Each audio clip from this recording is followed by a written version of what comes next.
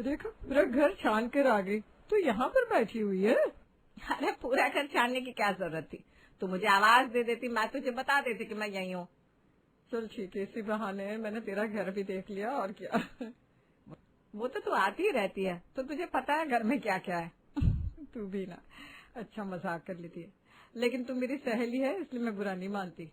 चल अब बता, क्या खबर लेकर आई है? तेरे पेट में दर्द हो रहा होगा ना। तू मुझे कितने अच्छे से जानती है सच में। आज पता है, जब मैं मंदिर जा रही थी तब वो हमारी पिछली गली में जो शर्मा जी की बहू अंजलि है ना, वो मुझे दिख गई थी। अच्छा, ये वही है ना जिसके बारे में तूने कहा था कि इसको तो कुछ भी बनाना नहीं आता, मैगी बनाने में भी आधा घंटा लगा देती है। हाँ ये वही है, लेकिन कल तो मैंने देखा ये इतना सारा खाना कचरे के डब्बे में डाल रही थी। मुझे ना देखकर बड़ा ही अफसोस हुआ, इतना सारा खाना कोई बर्बाद करता है भला। अच्छा, एक तो खाना बनाना आता नहीं, ऊपर से बर्बाद कर रही थी अन्ना को। हाँ, मुझसे देखा नहीं गया तो मैंने शर्माइन को कह दिया, देखिए तो जरा आपकी बहू क्या कर रही है। हैं? फिर शर्माइन ने क्या कहा? क्या कहती, आजकल की बहुरानी के आगे कोई कुछ बोल सकता है क्या? नहीं, लेकिन कुछ भी नहीं कहा। अरे मेरे सामने तो कुछ नहीं कहा, उसके बाद अंदर जाने के बाद बर्तनों के फेंकने की आवाज से आ रही थी उनके घर से। इसका मतलब तू कान लगाकर सुन रही थी उनकी आवाज? अरे रे, मेरी कहाँ आदत है ये सब करने की, मैं तो वहाँ से जा रही थी बस। वहाँ से मंदिर का रास्ता 2 मिनट का है और तुझे इतनी देर लगी वहाँ से बस गुजरने में। तू ना ये बस छोड़, मुझे तेरी बड़ी चिंता हो रही है सच कहूँ तो। अरे भाई, मेरी क्यों चिंता हो रही है तुझे? संजना को अच्छे से खाना बनाना आता है, मैंने रिश्ता करने से पहले ही सब कुछ जांच परख लिया था।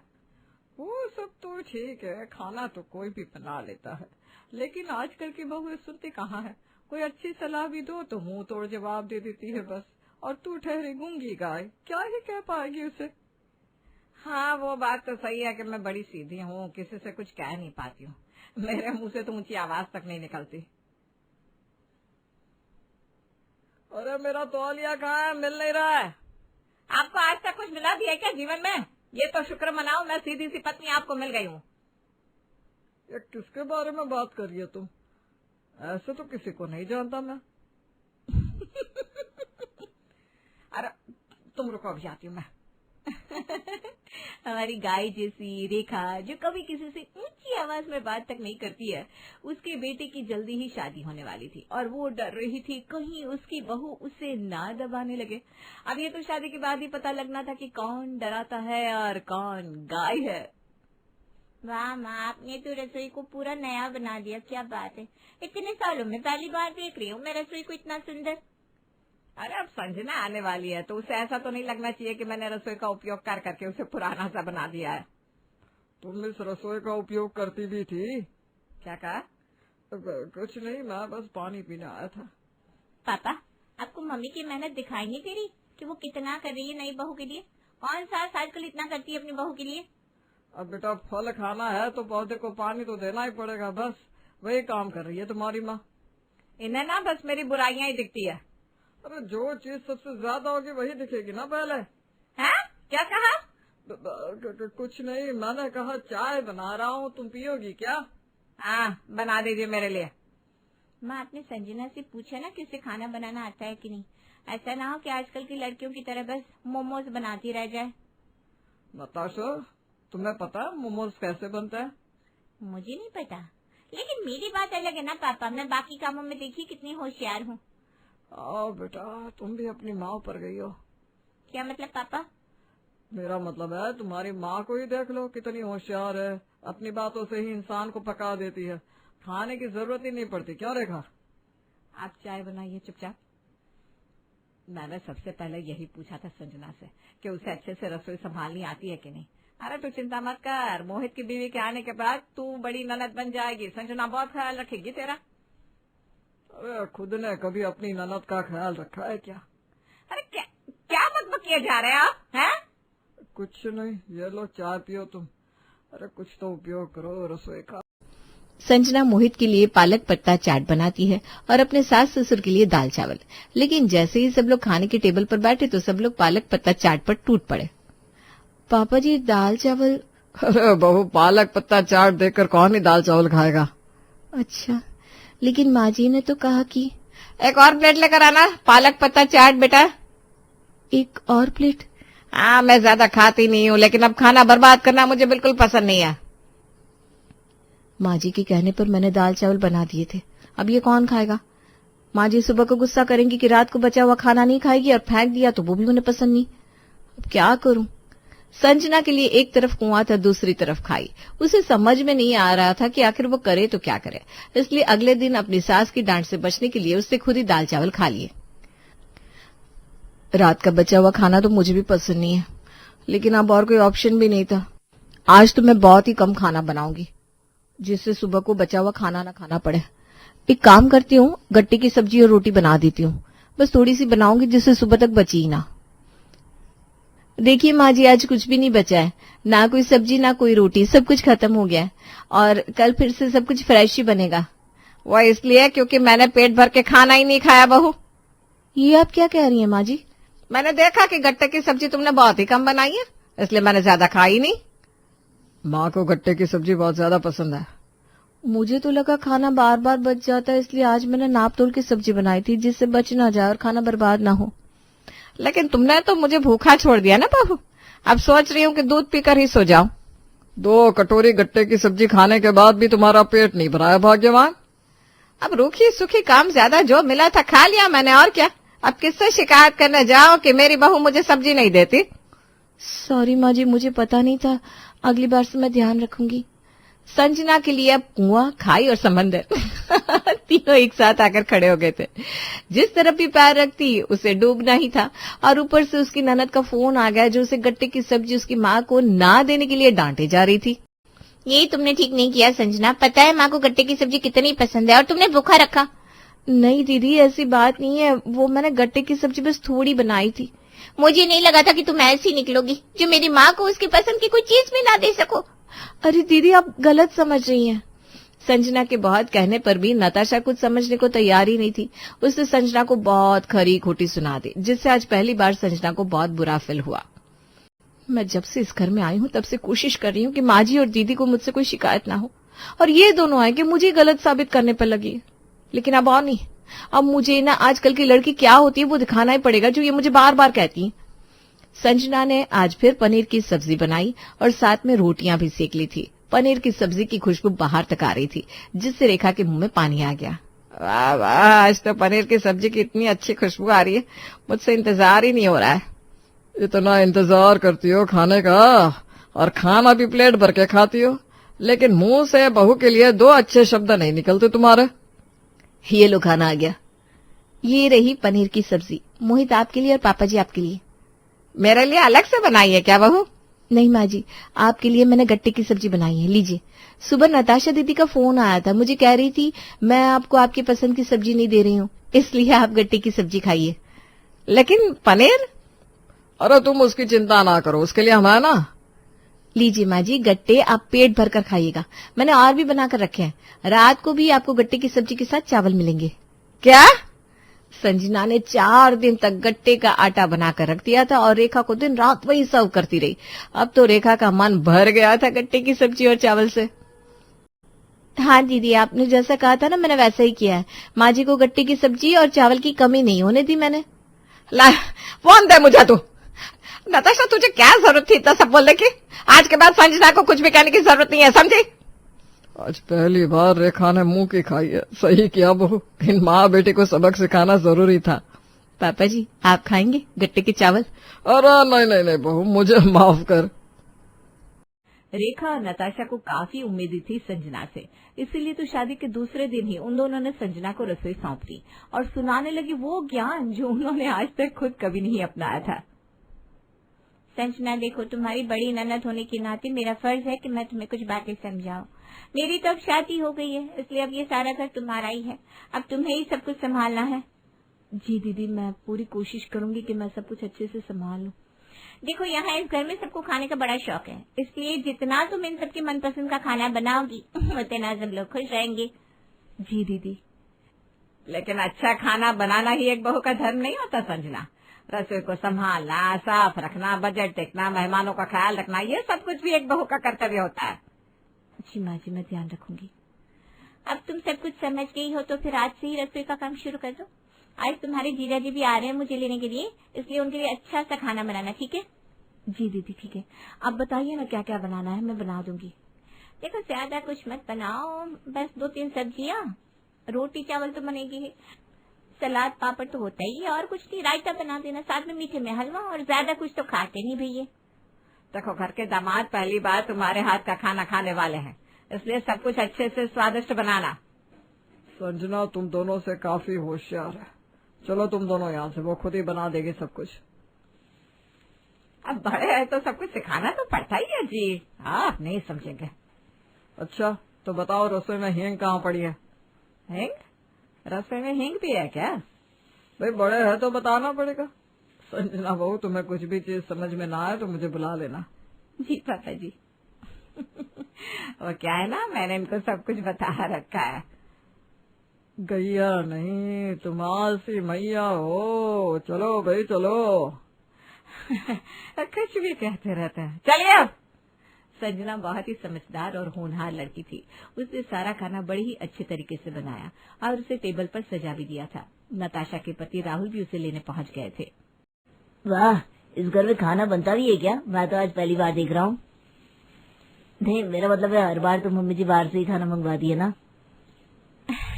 ये यही बस मजाक करते रहते।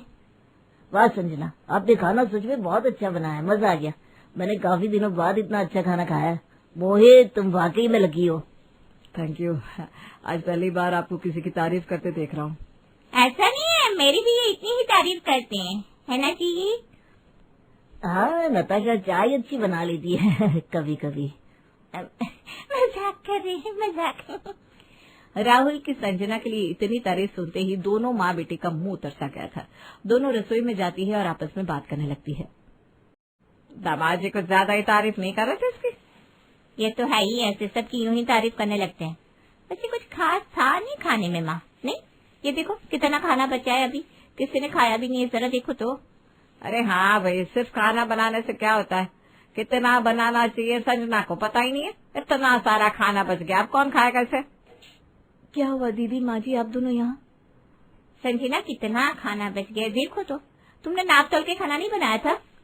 मैंने नाप तोल के ही खाना बनाया था दीदी, लेकिन अब ऐसा तो नहीं कर सकती कि कौन कितना खाएगा एग्जैक्टली ये पता चल जाए। देखो संजना, मैं तो रात का बचा हुआ खाना फिर से नहीं खाती हूँ, और ना ही मुझे पसंद है कि खाना बर्बाद हो, इसलिए आगे से ध्यान रखना इस बात का। जी माँ जी। देखो आज तो मैं तुम्हारी परेशानी कम करने के लिए बचा हुआ खाना लेकर जा रही हूँ, सिर्फ और सिर्फ तुम्हारे लिए। नहीं तो मैं तो फ्रेश खाना ही बनाती हूँ, लेकिन अब मैं तुम्हें मायूस भी नहीं देख सकती, इसलिए लेकर जा रही हूँ। आजकल ऐसी ननद कहाँ मिलती है बताओ? अच्छा रोटियां नहीं है क्या? फिर मुझे बनानी पड़ेगी, नहीं तो। नहीं मतलब मेरा मतलब है आपके यहाँ बच नहीं जाए, इसलिए बोल रही हूँ बस। नहीं दीदी रोटियां नहीं है। अच्छा चलो, ये मेहनत मैं कर लूंगी, और क्या, तुम्हारे लिए इतना तो कर ही सकती हूँ। नताशा सारा बचा हुआ खाना अपने साथ लेकर गई। संजना अगले दिन फिर से रसोई में अपना काम करने लगी और उसका मन था कि आज वो अपने पति के लिए कुछ स्पेशल खाना बनाए, इसलिए आज वो अपने मन से खाना बना रही थी। अरे संजना बहू, आज सुबह से क्या कर रही हो? वो माँ जी आज मोहित के लिए चाट बना रही हूँ। चाट? हाँ वो सब तो ठीक है, लेकिन तेरे पापा जी और मुझे तो चाट कुछ खास पसंद नहीं है, हमारे लिए कुछ और ही बनाना पड़ेगा। अच्छा आपको चाट नहीं पसंद? मुझे लगा था इस घर में चाट सबको पसंद है। ठीक है कोई बात नहीं, मैं आपके लिए कुछ और बना देती हूँ। हाँ ठीक है, लेकिन किस चीज की चाट बना रही है वैसे तो बहू? पालक पत्ता चाट बना रही हूँ माँ जी। ठीक है, देख बस खाना बर्बाद नहीं होना चाहिए। जी जी माँ जी। लोगों की जिंदगी में बेवजह टांग अड़ाने वाली पंचायती पद्मजा सुबह सुबह अपनी ननद तेजस्विनी से फोन पर बात कर रही थी। कैसी हो दीदी? कैसी रहूंगी, बस घर के कामों में व्यस्त हूँ। सालों पहले मेरे माता पिता ने और भाइयों ने मेरे लिए ऐसा घर ढूंढ के रखा जहाँ मुझे आज तक सांस लेने की भी फुर्सत नहीं मिली। अरे यार कैसा काम, आपके घर में तो दो बहू है, अपने सारे काम उन्हें सौंप कर आप आ जाइए अपने मायके आराम करने के लिए। इतनी मेरी किस्मत कहाँ, शादी को 40 साल हो गए, लेकिन मेरे पति देव, उनको अभी तक मेरे हाथ की बनी चाय ही पसंद है। पूजा मैं करूंगी, उनके लिए चाय मैं बनाऊंगी, और ऊपर से अभी तक मेरे सास ससुर भी मेरे सर पर बैठे हैं। दिन भर सर का पल्लू ठीक करते करते मेरे तो हाथ दर्द करने लगते हैं। घर में दो दो बहू है, लेकिन अगर मैं उनके साथ भी जोर से बात कर लूँ तो मेरी सास मुझे आंख दिखाने लगती है। 2 मिनट बैठकर अपने पति से बात कर लूँ तो मेरा ससुर खांसने लगता है। मेरा छोड़िए, मुझे तो लगता है मेरी जिंदगी ऐसे ही घुटन में निकलने वाली है। आपका बताइए। अरे दीदी, आप जिस बात को घुटन समझ रही हो ना, वो घुटन नहीं है, वो तो हमारे संस्कार है।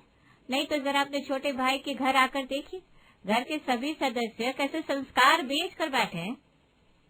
मैंने भी कल उनके स्टेटस देखे थे। आजकल तो भाभी भी सलवार कमीज पहनने लगी है। क्या एक दूसरे के कंधे पर हाथ डालते हैं। न जेठ का लिहाज है न ससुर का। वही तो लगा था गौरव की शादी हो जाएगी, घर में छोटी बहू आ जाएगी तो घर का माहौल बदल जाएगा। लेकिन ये छोटी बहू तो इनसे भी 4 कदम आके अपने जेठ को नाम से बुलाती है। सुबह सुबह टीवी के गंदे हिंदी गाने सुनती है। बड़ी बहू तो जींस पैंट पहन रही थी तब तक ठीक था, लेकिन ये छोटी वाली इतने छोटे छोटे फ्रॉक पहनती है। सिर्फ घर में ही नहीं, पूरे मोहल्ले में घूमती है। मुझे तो अब इस मोहल्ले में रहने में भी शर्म आ रही है।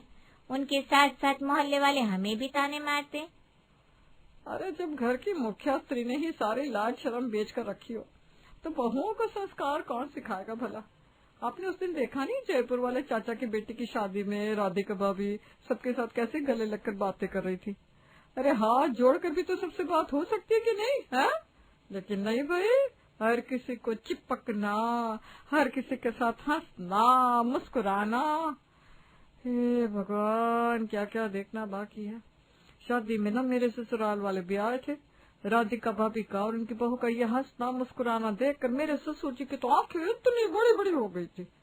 लेकिन उन्हें ना किसी की उम्र का लिहाज, ना ही उनमें कोई संस्कार बचे हैं। बस उस शादी वाले दिन के बाद 10 दिन तक मेरे सास ससुर मुझे ताने मारते रहे। अब जब अपना ये सिक्का खोटा हो तो मैं भी क्या कहती हूँ उन्हें। मेरी कोई गलती ना होने के बावजूद भी मुझे सब कुछ सुनना पड़ा चुपचाप। यहाँ भी वही हाल है।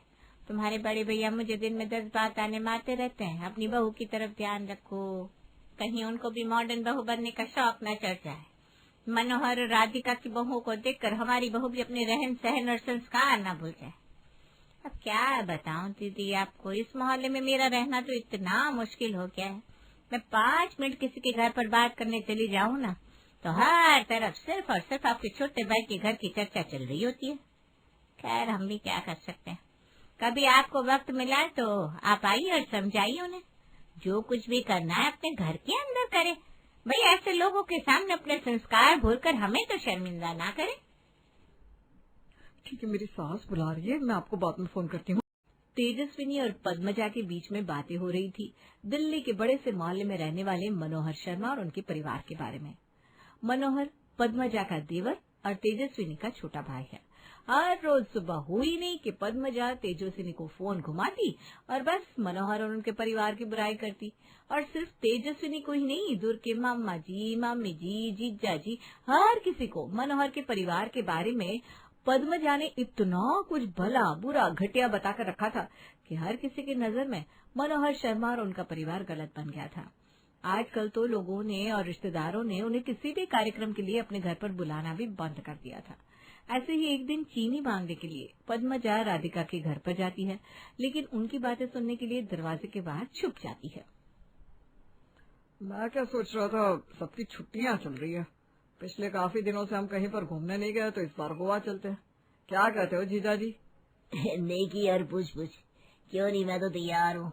वैसे भी हमारे गौरव की नई नवेली दुल्हन उर्वी का बर्थडे आ रहा है। उर्वी, इस बार तुम्हारा बर्थडे हम गोवा में मनाते हैं, चलेगा ना? अरे चलेगा क्या जीजा जी, दाढ़ेगा। मुझे तो गोवा कितना पसंद है। मैं पहले भी ना कई बार जाकर आई हूँ। मैं आज ही सबकी टिकट कंफर्म करता हूँ। गोवा जाना है तो शॉपिंग भी तो करनी होगी भाई। वहाँ ऐसे ही ये रोज के कपड़े पहनकर थोड़ी ना जाएंगे। मयूरी उर्वी, जल्दी से तैयार हो जाओ, हम शॉपिंग पर चलते हैं। अरे हम सिर्फ क्यों, माँ जी भी चलेगी ना हमारे साथ। माँ जी गोवा में थोड़ी ना ये सलवार कमीज और साड़ियाँ पहनेंगी। अरे बच्चों, तुम जाकर आओ, हमारा क्या है वहाँ।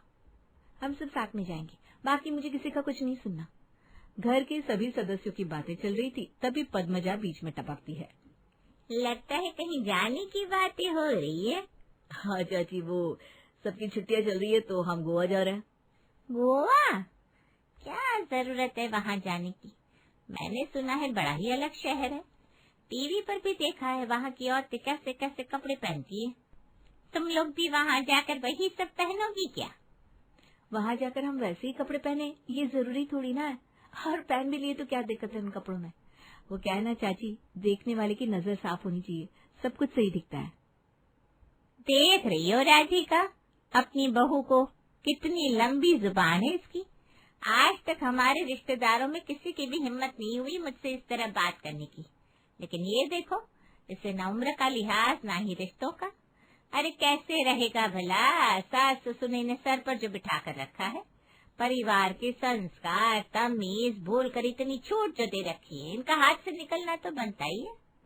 खैर मैं थोड़ी ना यहाँ रोज रोज आने वाली हूँ, लेकिन राधिका अपनी बहू की तरफ ध्यान रखो, कहीं जिस तरह से आज ये मुझसे बात कर रही है उस तरह से कल तुमसे भी करने लगे।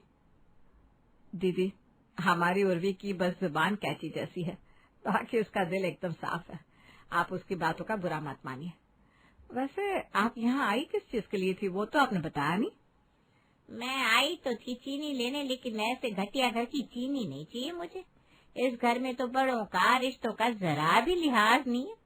एक हमारा समय था जब बहू ना बड़ों के बीच में ना बोलती थी, ना ही उसके सर का पल्लू गिरता था। और यहाँ देखो, घर की बहुओं के सामने आजकल घर के बड़े भी कुछ नहीं बोलते। और पल्लू, उसकी तो मैं बात ना करूँ तो ही बेहतर है। जींस पैंट पहनी हुई लड़कियां कहाँ से लेगी पल्लू? घर का दामाद सामने बैठा है, लेकिन ना सर पर पल्लू ना ही दुपट्टा, सारी लाज शर्म ब्लेड कर बैठी है इस घर की बहुएं। बिना बुलाए पद्मजा राधिका के घर चली जाती है, बिना मतलब की उनकी बातों के बीच में बोलने लगती है। और फिर उर्वी उसे 2 शब्द कह देती है तो उसे इतने चुप जाते हैं कि राधिका के घर में खड़े रहकर ही पद्मजा राधिका को और उसकी बहू को कितना कुछ भला बुरा सुनाती है और फिर निकल जाती है। माँ, ये चाची हद करती है। हमारे ही घर में खड़े रहकर ये वेदिका और उर्वी को कितना कुछ सुना कर गई और आपने उन्हें एक शब्द भी नहीं कहा। अरे क्यों सुन लेती हो माँ आप उनकी इतनी घटिया बातें? बेटा वैभव, शांत हो जाओ, इतना गुस्सा ठीक नहीं है। हमारे मन को पता है कि हम जो कुछ भी कर रहे हैं उसमें कुछ गलत नहीं है, तो हमें किसी को कुछ भी समझाने की कोई जरूरत नहीं है। लेकिन पापा, आज तक वो हमारे कपड़ों के बारे में, हमारे आपस में हंसने मुस्कुराने के बारे में बात करती थी, मोहल्ले वालों की नजर में गिराने के लिए हमारे घर के बारे में अफवाहें फैलाती थी। तब तक तो ठीक था, हमने उन्हें नजरअंदाज करने की कितनी कोशिश की, लेकिन आज वो हमारे परिवार के बारे में, रिश्तेदारों में अफवाह फैलाने लगी है। परसों मुंबई वाली बुआ के रिश्तेदारी में वो पवन है ना, उसका उर्वी को फोन आया था। पहले वो उर्वी के साथ इतने गंदे तरीके से बात कर रहा था, बाद में मैंने फोन लिया तो पता चला उर्वी के चरित्र के बारे में क्या क्या अफवाहें फैलाई जा रही है। और सिर्फ उर्वी के बारे में नहीं, हमारे सभी रिश्तेदारों में हमारे चरित्र के बारे में घटिया बातें की जा रही है। ये पीछे से भौंकने वाले कुत्तों की तरफ ज्यादा ध्यान नहीं देते बेटा। अगर हमने उनकी तरफ ध्यान देना शुरू कर दिया तो ये हमारा जीना मुश्किल कर देंगे। हम मॉडर्न कपड़े पहनते हैं, एक दूसरे के साथ मॉडर्न तरीके से रहते हैं, घूमते फिरते हैं, फोटोज डालते हैं। हमारे घर में ससुर बहू को बेटी जैसा समझता है, बड़ा भाई छोटे भाई की पत्नी को अपनी बहन मानता है, भाभी देवर के साथ एक गाड़ी में घूमती है। अगर ये सब करना इस दुनिया की नजर में गलत है और इन्हीं सारी बातों की वजह से समाज अगर हमें चरित्रहीन समझ रहा है तो समझने दो, क्योंकि हमारे नजरिए से इसमें कुछ भी गलत नहीं है। जिस दिन कोई हमारे सामने आकर हमें सवाल करेगा तो हम उन्हें अच्छे से जवाब देंगे। और रही बात पद्मजा दीदी की, तो संस्कार और लिहाज ये सब बातें उनके मुंह में शोभा देती नहीं। सच कहूँ तो मॉडर्न कपड़े पहनना, घूमना फिरना उन्हें भी बहुत पसंद है, लेकिन भाई साहब को पसंद नहीं है ना, इसीलिए उन्हें हमसे जलन होती है। और हम भी उनकी बातों में आकर ये मॉडर्न कपड़े पहनना छोड़ दे, इसलिए वो हमारे बारे में पूरे रिश्तेदारों में अफवाह फैला रही है। खैर छोड़ो ये सारी बातें, हम गोवा जाने की प्लानिंग करते हैं भाई। उर्वी को इतना कुछ सुनाने के बाद भी पद्मजा को राहत नहीं मिली थी। उर्वी ने जो कुछ भी कहा था उस बात का पद्मजा को इतना गुस्सा आया था कि वो फिर से तेजस्वनी को फोन घुमाती है और शुरू कर देती है उर्वी, राधिका और शर्मा परिवार की बुराइयां। लगता है आजकल पद्मजा की जिंदगी में इसके अलावा कोई काम ही नहीं है। बताइए भाभी अब क्या हुआ? अरे दीदी क्या हुआ ये मत पूछिए, क्योंकि आजकल यहाँ इतना कुछ होता है, समझ में नहीं आ रहा मैं आपको क्या क्या और कहाँ से बताऊं।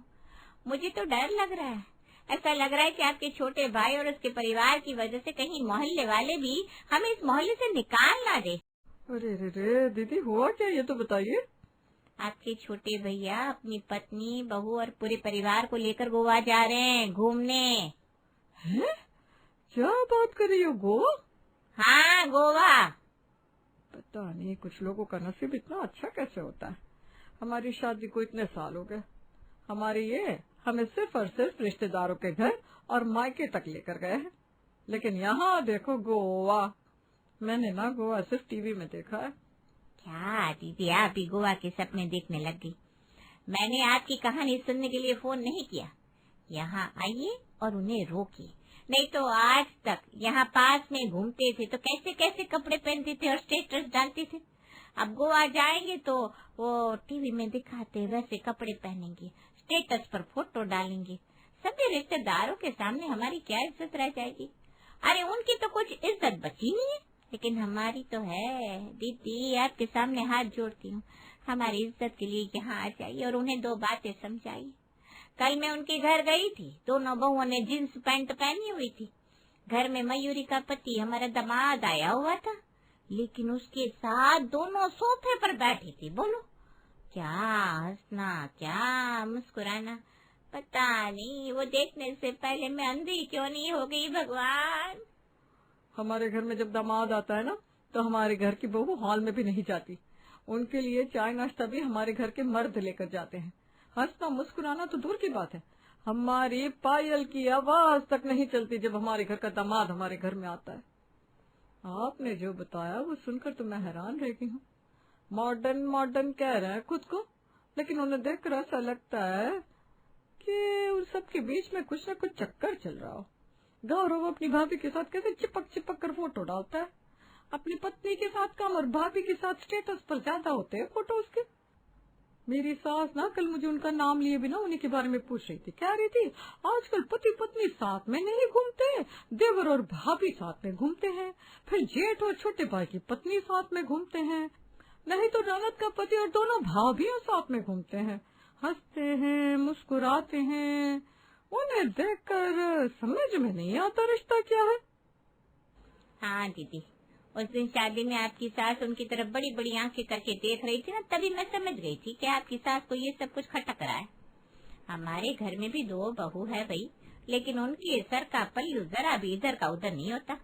लेकिन राधिका की बहू जींस पैंट से फ्रॉक पहनने लगी, और अब तो वो गोवा जाएगी, टीवी में दिखाते वैसे कपड़े पहनेगी, और पहनेगी भी तो अपने तक सीमित नहीं रखेगी, स्टेटस स्टोरी डालकर पूरे शहर को दिखाएगी।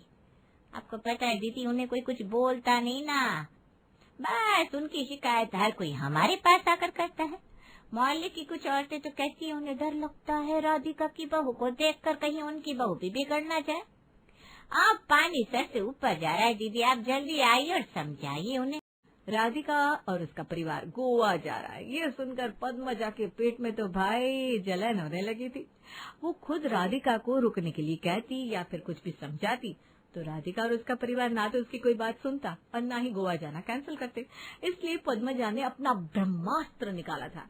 पिछले 1.5 घंटे से फोन पर पद्मजा ने तेजस्विनी को राधिका और उसके परिवार के बारे में भला बुरा सुनाकर इतना भड़का दिया कि अगले ही दिन सुबह सुबह तेजस्विनी राधिका के घर पर आ गई। अरे तेजस्विनी दीदी, आप सुबह सुबह यहाँ? भले ही आपने कब्जा कर रखा है, लेकिन है तो मेरे भाई का घर, मैं जब चाहूँ यहाँ आ सकती हूँ। अरे हाँ भैया, आपका ही घर है, आप जब चाहे तब यहाँ आ सकती हैं। वो सब तो ठीक है दीदी, लेकिन ये घर पर कब्जा कर लिया, ये कौन सा तरीका हुआ बात करने का? क्या हुआ छोटे भैया, बुरा लग गया? मैंने अपना तरीका छोड़कर बात क्या कर ली, आप इतना भड़क गए? आप लोग कपड़े पहनने का, उठने का, बैठने का, हंसने का, मुस्कुराने का, हर बात का तरीका भूल गए हो। फिर भी मैंने आपसे कभी कुछ नहीं कहा, लेकिन आपको पता भी है रिश्तेदारों में क्या बातें हो रही है। आप लोगों के एक दूसरे के साथ, मुझे तो बोलने में भी शर्म आ रही है। पिछले महीने मेरे घर पर पूजा थी, मैंने सोचा आप लोगों को बुलाऊंगी नहीं तो आप लोग मुझसे पूछेंगे तो मैं आपसे इस विषय पर बात करूंगी, लेकिन नहीं, आप लोगों को तो कुछ फर्क ही नहीं पड़ा। आप सबकी वजह से मेरे ससुराल वाले मुझे कितने ताने मारते हैं। मेरी सास तो बात बात पर आपका नाम लेकर मुझे सुनाती है। अब मैंने सुना है आप लोग गोवा जा रहे हैं, वहाँ जाकर आप लोगों में जो बची कुछ इज्जत और संस्कार है वो भी आप लोग भूल ना जाए, इसीलिए मैं आपको समझाने यहाँ आई हूँ। राधिका भाभी ने अपने मायके वालों को भी फोन कर दिया है। उन लोगों को भी आपकी इन सारी हरकतों के बारे में पता चल गया है। आपके भैया तो बड़े गुस्से में है, वो आते ही होंगे। ये लो आ गए। पिछले कई दिनों से पद्मजा ने छोटी छोटी बातें बड़ी बड़ी करके रिश्तेदारों में इस तरह फैलाई थी कि हर एक की नजर में मनोहर और उसका परिवार चरित्रहीन बन गया था। देखते ही देखते मनोहर के घर में सभी रिश्तेदार इकट्ठा हो जाते हैं और हर कोई मनोहर और उसके परिवार को बड़ी बड़ी आवाज में डांटने लगता है, समझाने लगता है। थोड़ी देर तक परिवार के सभी सदस्य चुप थे, लेकिन जब बात हद से आगे बढ़ जाती है तब बस आप लोगों ने काफी कुछ कह दिया और हमने भी सुन लिया। हम चुप है इसका मतलब ये नहीं कि हम लोग गलत हैं। हम लोग रिश्तों का लिहाज करना अच्छे से जानते हैं। आप लोगों को क्या लगता है हम मॉडर्न कपड़े पहनते हैं, एक दूसरे के साथ घुल मिलकर रहते हैं, हमारे परिवार में सबकी एक दूसरे के साथ दोस्ती है, इसका मतलब हम घटिया है, चरित्रहीन है? अरे आप लोग किस जमाने में जी रहे हो? 21वीं सदी चल रही है भाई। वो पुराने ख्याल, वो पुरानी बातें हम लोगों ने पीछे छोड़ दी है। ससुर सोफे पर बैठा है तो बहू सोफे पर नहीं बैठ सकती। क्यों नहीं बैठ सकती भाई? कहने के लिए तो हम बहू को बेटी कहते हैं ना, तो फिर जब मानने की बारी आती है तो हम लोग इस रिश्ते को गंदी नजर से क्यों देखने लगते हैं? हमें लगा था हमारे विचार आप लोगों से अलग है, लेकिन आप लोगों के विचार इतने गिरे हुए हैं ऐसा हमें नहीं लगा था। आप लोग नए जमाने में आ गए लेकिन अभी भी पुरानी सोच में अटके हुए हैं। बहू सामने हो तो ससुर दिन भर खांसता रहता है जैसे उसे खांसी की बीमारी हो गई हो। बहू दिन भर सर पर पल्ला लिए घूमती है। सर पर पल्ला लेकर घर के काम करना कितना मुश्किल है आप लोगों को पता नहीं है क्या? फिर भी पुरानी परंपराएं छोड़ने के लिए हम तैयार नहीं है। हमने नहीं किया था क्या तो हमारी बहू भी कर लेगी। हम लोग यही सब सोचते रहते हैं और कभी आगे नहीं बढ़ पाते। खैर जैसा नजरिया होता है वैसे ही दुनिया दिखती है। अगर आधुनिक विचारों को अपनाना आप लोगों की नजर में चरित्रहीन होना है तो ठीक है, हम सब चरित्रहीन हैं। 100 सवाल पूछने आए रिश्तेदार मनोहर और राधिका की बातें सुनकर अपना सर शर्म से झुका लेते हैं और वहां से चले जाते हैं।